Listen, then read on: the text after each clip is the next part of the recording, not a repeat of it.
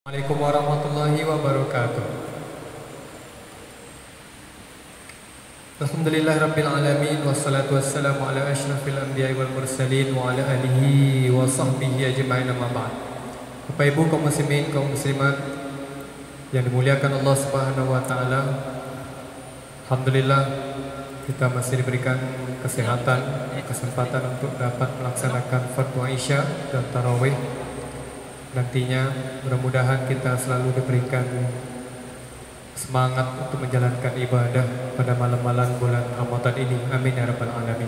Salat dan salam tidak lupa kita aturkan kepada baginda alam Habibana Muhammad sallallahu alaihi wasallam dengan ucapan Allahumma shalli ala Muhammad wa ala ali Muhammad.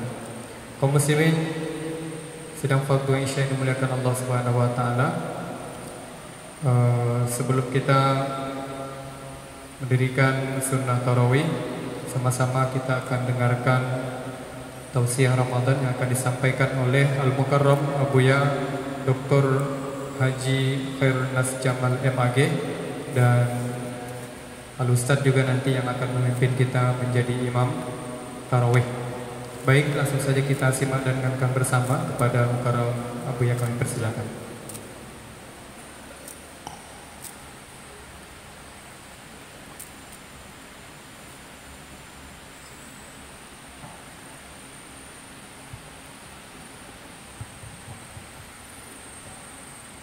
Bismillahirrahmanirrahim.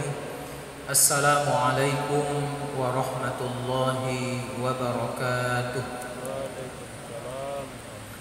Alhamdulillahi rabbil alamin, wa bihi nasta'in ala umuri dunya waddin, wassalatu wassalamu ala ashrafil mursalin sayyidina wa maulana Muhammadin wa ala alihi wa ashabihi ajma'in. Subhanaka la ilma lana illa ma 'allamtana innaka antal alimul hakim. Rabbi shrah li sadri wa yassir li amri wahlul 'uqdatam min lisani yafqahu qawli. Terima kasih Adinda Salman yang telah memberikan kesempatan kepada saya menyampaikan tausiah pada malam hari ini.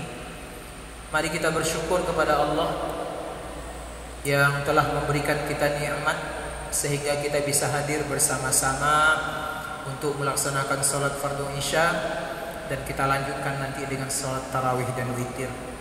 Besar harapan kita mudah-mudahan seluruh amal ibadah kita di malam yang ke-13 ini akan diterima oleh Allah Subhanahu wa taala. Amin ya rabbal alamin. Salawat dan salam kita sampaikan kepada junjungan alam Nabi Muhammad sallallahu alaihi wasallam dengan ucapan Allahumma salli ala Muhammad wa ala ali Muhammad. Assalamu alayka ya Rasulullah. Mudah-mudahan kita semua kelak akan mendapatkan syafaat dari Rasulullah sallallahu alaihi wasallam. Bapak Ibu kaum muslimin dan muslimat yang saya muliakan, ada satu ayat yang dirangkaikan Allah dengan ayat tentang perintah berpuasa, yang kalau kita lihat secara sepintas ayat ini nampaknya tidak berkaitan. Tapi kalau kita gali di dalam kedalaman maknanya, ternyata ayat ini begitu dekat dan begitu terkait dengan ibadah Ramadan. Itulah surah Al-Baqarah ayat 186. Allah berfirman, A'udzu billahi minasyaitonir rajim. Wa idza sa'alaka 'ibadi 'anni fa inni qarib. Ujibu da'watad da'i idza da'ani falyastajibu li wal yu'minu bi la'allahum yarshudun. Ayat ini adalah ayat yang keempat sesudah 3 ayat sebelumnya Allah bercerita tentang puasa. Ya ayyuhalladzina amanu kutiba alaikumusiyam ayyaman ma'dudat. Kemudian ayat yang ketiga, syahrul ramadhanal ladzi unzila fihi. Tiba-tiba terselip ayat ini. Maka ulama tafsir mengatakan pasti ada sesuatu yang luar biasa dari ayat ini yang berkaitan erat dengan ibadah puasa Ramadan. Maka ternyata ketika kita gali makna ayat ini Bapak Ibu yang saya hormati, itu bercerita tentang permintaan dan doa kita kepada Allah Subhanahu wa ta'ala. Wa idza sa'alaka 'ibadi 'anni fa inni qarib. Wahai Muhammad, kata Allah, kalau ada hambaku yang bertanya kepada engkau, di manakah posisi Tuhan itu? Maka jawabannya adalah fa inni, posisi aku dengan hamba tadi, dengan makhluk tadi, qarib, begitu dekat. Ayat ini punya dua sebab turun, kata ulama tafsir di dalam tafsir Ibnu Katsir. Yang pertama, ada seorang kampung, kalau dalam bahasa Arab disebut dengan badui, datang kepada Rasulullah lantas bertanya, "Ya Rasulullah, di mana Tuhan kita? Apakah dia dekat sehingga kita bisa berbisik kalau berdoa, atau Tuhan kita itu jauh sehingga kita harus berteriak?" Maka menurut riwayat Nabi kemudian tidak menjawab, diam saja Nabi. Karena memang Nabi tak punya jawaban kecuali mendapatkan wahyu dari Allah Subhanahu wa ta'ala. Maka beberapa waktu berikutnya Allah turunkan ayat ini. Wa idza sa'alaka 'ibadi 'anni fa inni.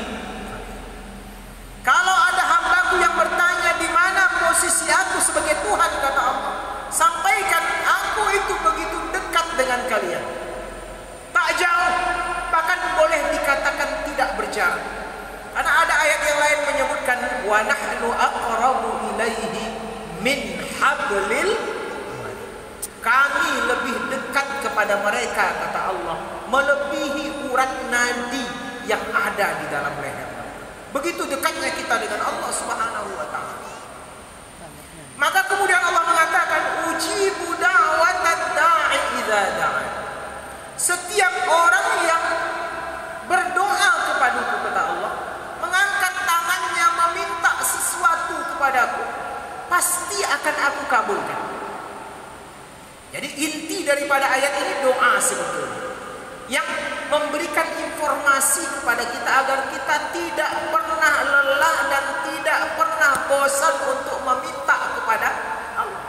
Yang kalau kita kaitkan dengan Ramadan tadi, Ramadanlah tempat berdoa yang paling baik. Karena ulama mengatakan doa itu ada dua bentuk.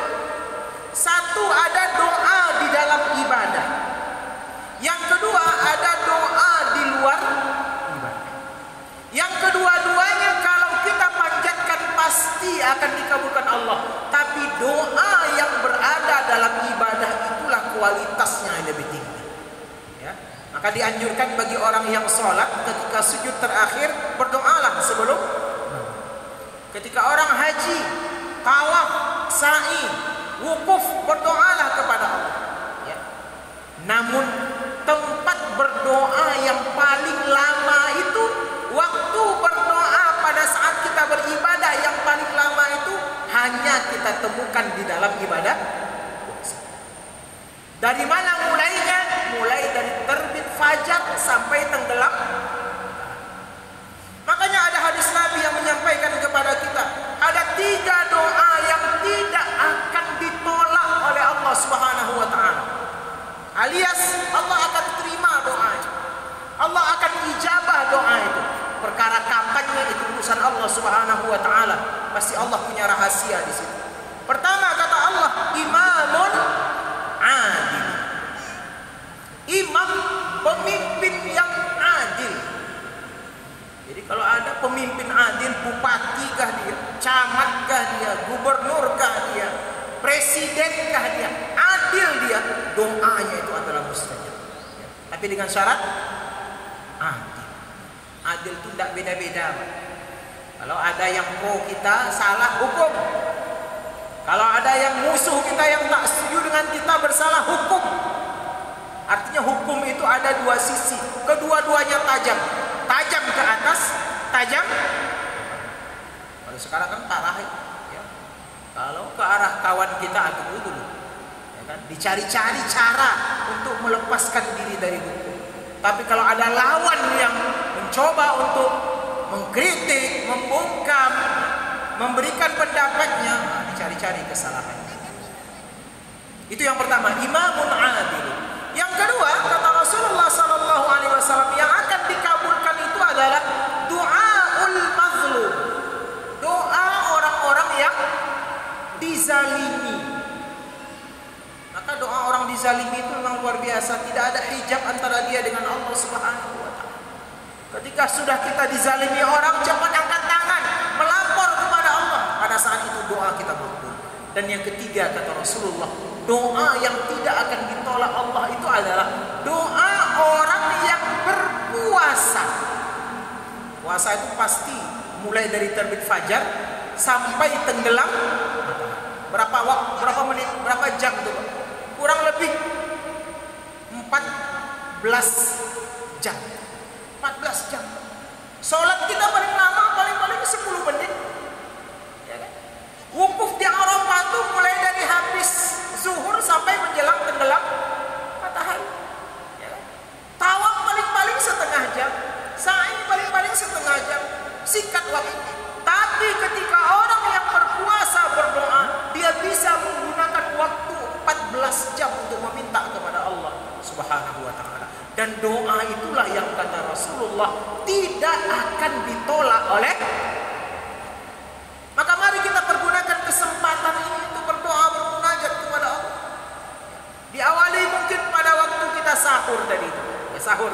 Maka Nabi mengatakan tasahharu fa inna fis sahuri barakah. Sahur kalian, bangun subuh itu kata Rasulullah, meskipun hanya dengan sekedar meminum seteguk air, tapi yang lebih penting daripada sahur itu adalah angkat tangan kalian kepada Allah, karena itulah waktu yang luar biasa. Yang kedua, di mana waktu mustajabnya doa orang yang berpuasa itu? Ketika menjelang berbuka. Kenapa kok menjelang berbuka puasa, Ustaz? Ternyata Bapak dan Ibu ulama mengatakan posisi keadaan manusia menentukan doa itu makbul. Kenapa demikian? Ketika menjelang berbuka puasa itu kita ada pada puncak haus. Ketika kita menjelang berbuka puasa kita berada pada puncak lapar. Ketika kita berada menjelang berbuka puasa kita berada pada puncak lelah. Kalau betul-betul puasa. Kalau pura-pura lain aja Pak ya. Nanti kawannya kirim WA, bro, selamat pura-pura berbuka puasa ya. Hati-hati. Karena siang tadi sudah makan 2 piring dalam warung hantu. Nampak kakinya saja, kepala tidak tampak. Tapi kalau yang memang berpuasa subuh-subuh betul-betul lelah, betul capek, apalagi bekerja seharian, maka pada saat lemah seperti itu, pada saat kita mengangkat tangan kepada Allah Subhanahu wa Ta'ala, itulah doanya akan dikabulkan oleh Allah Subhanahu wa Ta'ala dengan syarat. Apa syaratnya? Doa itu kata Rasulullah tidak mengandung 2 hal. Satu, tidak mengandung unsur yang akan mendatangkan dosa kepada kita. Jangan berdoa untuk memancing dosa. Ya Allah, ini dalam anak mabuk nih. Tolong berikan kesempatan padaku untuk mabuk lagi sesudah bulan Ramadan. Dipastikan itu tidak akan dikabulkan. Yang kedua kata Rasulullah, doa yang tidak akan makbul itu doa yang mengandung pemutusan tali silaturahmi. Minta suami bercerai dari istrinya, minta anak berpisah dari ayahnya, minta kelahi antara 2 teman yang begitu akrab, maka doa itu dipastikan Allah tidak akan dikabulkan. Ya, karena 2 hal tadi, yang mengandung dosa, yang membuat putusnya silaturahim. Tapi selain daripada itu, Allah Subhanahu wa Ta'ala akan kabulkan doa setiap orang yang meminta itu.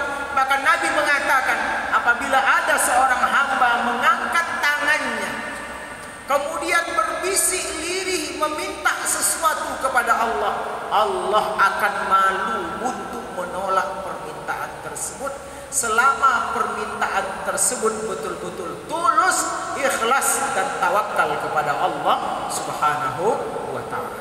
Maka dari ayat tadi, ujibu da'watad da'i idza da'a. Aku, kata Allah, akan menerima setiap permintaan itu. Maka doa dalam Islam itu adalah bagian daripada ibadah. Kata para ulama, Allah akan memposisikan doa itu dalam 3 hal agar kita tidak merasa kecewa. Tugas kita berdoa, tugas Allah mengabulkan doa kita. Tapi dengan 3 kondisi, kata Rasulullah. Pertama, boleh jadi doa kita itu akan langsung dikabulkan Allah. Ya Allah, aku ingin badan sehat. Allah sehatkan kita. Ya Allah, aku mau naik pangkat. Tiba-tiba Allah naikkan pangkat kita. Ya Allah, aku ingin diterima sebagai PNS. Diterima, Pak. Allah kabulkan. Itu yang pertama. Tapi ada yang kedua. Apa yang kedua itu? Allah kadang-kadang simpan doa itu. Artinya tidak ada istilah bagi Allah itu Allah tidak mengabulkan. Tapi yang ada, Allah akan simpan doa yang kita panjatkan itu. Baik itu doa dalam ibadah atau doa di luar ibadah. Kapan Allah akan kabulkan? Nanti di hari akhirat yang akan datang, Allah akan berikan balasan dari doa kita.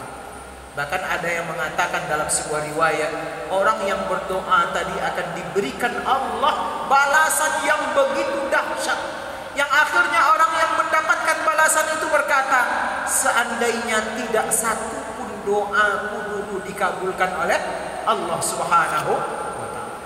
Taulah seperti ini hebatnya pahala orang berdoa.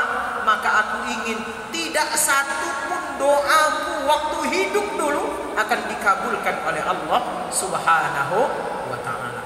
Dan yang ketiga, Bapak dan Ibu, dari posisi doa kita itu, boleh jadi Allah belum kabulkan doa kita, tapi ada keburukan, ada musibah, ada sesuatu yang buruk yang Allah kemudian palingkan dari kita. Karena apa? Karena doa kita. Boleh jadi kita naik sepeda motor mungkin ya, mungkin kan. Tapi tiba-tiba Allah selamatkan kita dari sesuatu yang berbahaya. Boleh jadi itu, kata para ulama, disebabkan karena doa kita. Maka jangan pernah berhenti untuk berdoa. Jangan pernah lelah untuk berdoa. Jangan pernah bosan untuk berdoa.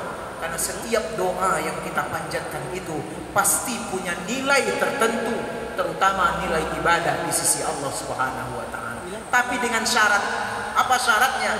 Falyastajibu li wal Kalau ingin doa kita itu ada efek positifnya, dikabulkan atau menjadi ladang amal ibadah di hari akhirat, atau ingin kita dibebaskan dari sesuatu yang buruk, ada 2 syaratnya. 1, terimalah seluruh perintah Allah yang diperintahkan kepada kita. Jalankan perintah Allah, jauhi larangan. Yang kedua, wal yu'minu bi. Jangan pernah sedikit pun ada perasaan Allah tidak mengabulkan doa kita, jangan ada. Ya. Dan satu-satunya tempat kita berdoa hanya kita tujukan kepada, tidak kepada dukun, tidak kepada jin, tidak kepada manusia, tidak kepada kuburan, tapi satu-satunya tempat kita bersandar dalam berdoa adalah Allah Subhanahu wa ta'ala. Oleh sebab itu, Bapak Ibu yang dirahmati Allah, mari kita manfaatkan bulan puasa ini untuk selalu memanjatkan doa kita kepada Allah agar Dia menjadi ibadah bagi kita, agar Allah kabulkan permintaan-permintaan kita, dan insya Allah akan menjadi efek positif bagi hidup kita, baik di dunia maupun di hari akhirat yang akan datang. Hadanallahu wa iyyakum ajma'in, wa billahi taufiq wal hidayah. Assalamualaikum warahmatullahi wabarakatuh.